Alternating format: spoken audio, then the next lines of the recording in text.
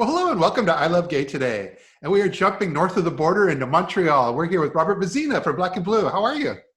I'm very good at you. Fantastic. And Black and Blue is part of something called the BBCM Foundation, yeah? That's correct. The Bad Boy Club of Montreal. It's been established since 1991. So it's our Wow. 30th anniversary this year. Wow. And Yeah. I've been there with you. I've been there in Montreal with some of those early events. I think we sponsored back in the day when it was just gaywire.com, and then Absolutely. yeah. You've been there since for I think at least 2 decades. People are going to think I'm a party girl. Yes. But no, and over the last few years, yeah, with Black and Blue, you've had I remember you had Unity and a few others. But I mean, the history of Black and Blue, you guys have really kind of been an entrenched part of the Montreal LGBT scene. Yeah. And tell us a little about that. Well, I don't know if you remember this, but just before the Black and Blue started in 1991, there was a big sort of like a gay rave, but it was the police raided it like the year before. Yeah, in 1990 there was a big gay party and the police raided it, and there was a big backlash on that. And so apart from that, I mean, of course we were in the AIDS pandemic at that point, and our committee, because of the police raid, and on top of having the need to raise money for AIDS organizations in Montreal, we decided to do an all-night event for the first time, but with the police approval. So the Black and Blue was actually the first ever all-night gay party in Montreal to be officially approved by the police and the city of Montreal. So yeah, it's amazing. And so, but I know you guys, I think, also work with like Montreal tourism and of course.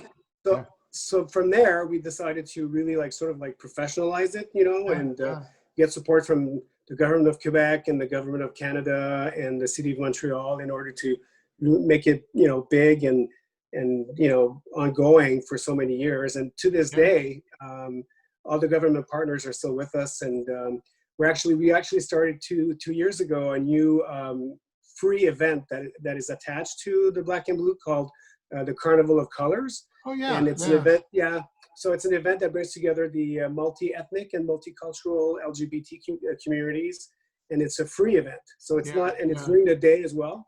So it adds a whole new perspective to the festival. Wow. Yeah. I can't wait to be when I'm able to come back on up there for this. So no, it's exciting. Well, not this year, unfortunately. Yeah, exactly. And tell us about that, because I know that's you've made the official decision, I believe. Yes. Yes. As of September 24th, our committee decision is to postpone everything to October 2021. Yeah. And of course, it's because of the pandemic, but it's not that we haven't worked on it. We really organized the event as if we were having it this year. Yeah. We booked DJs, we booked artists, we got sponsors, we did some promotions in Canada and United States. Yeah. And we were hoping that the problem with the pandemic would sort of alleviate itself, and we would have the authority or the approval from the government to go ahead and do the events. Yeah. But unfortunately, I mean, just today, the government of Quebec just announced that you can't have more than 50 people in a room. Oh wow! Starting today. Yeah. It was 250 during the months of the summer.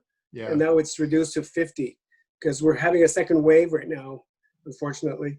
In any case, I mean, there's no way for us to be able to organize a festive event like this with these regulations. And we didn't want to do it virtual either for information, because our grants are mainly from tourism budgets. Yeah. So the idea here is that actually Tourism Quebec officially does not want the festivals in Montreal to become virtual, because that defeats the whole purpose. I mean, the idea is to bring bodies from outside into one. It's not good for the economy. Yeah, no, I hear you. It's I've seen a few things that have migrated. Not so much events like yours, but just musical event thing. A lot of DJs, and I know Twitch has become like this huge thing for them. And so we're gonna have a small Twitch thing on the actual night of the Black and Blue. Okay. But we cannot officially call it the Black and Blue transformed into a virtual event, because therefore, I mean, Tourism Quebec would be really mad with us. They really want us to postpone and redo the whole event next year. Yeah. And I mean, it makes sense. These are close partners of yours, and you guys have had this history of bringing so many people from all over the world Exactly. to Montreal for this. So, and it gives us hope that next year that we even though we don't want to always call it the new normal, because that emphasizes that we're going to get back to the way things were. But I have a feeling that I think there's going to be a lot of pent up demand. People are going to be very excited to be able to go back to things like this. Well, the thing that's good for us, I mean, there's always a silver lining in anything, right? It's our 30th anniversary this year, and our committee decided to keep the theme of the 30th anniversary, even if we postpone it to 2021. Yeah. So all the concepts and the shows that we prepared and the visuals and everything, I mean, we didn't work for anything. We didn't work for nothing, basically, in the past few months. What we've done, we're going to be able to just use and sort of like place it for 2021. Well, I am hoping to get there in 2021. It's been a while since I've been to Montreal, and I'm only a 6-hour drive away now, so it makes it that much easier. Great. Are you in DC now, or where are you? No, actually in New York area, so just outside of New York, and moved here back in 2013, and went from the LA to New York lifestyle, and I'm enjoying it. I remember you were in LA. I remember that. Yep. That's it took people for a while to realize I was on the East Coast, but I think they're finally getting it. But it'll be great to see you again and be up there, and so I really look forward to being being a sponsor and being a part of this with you all.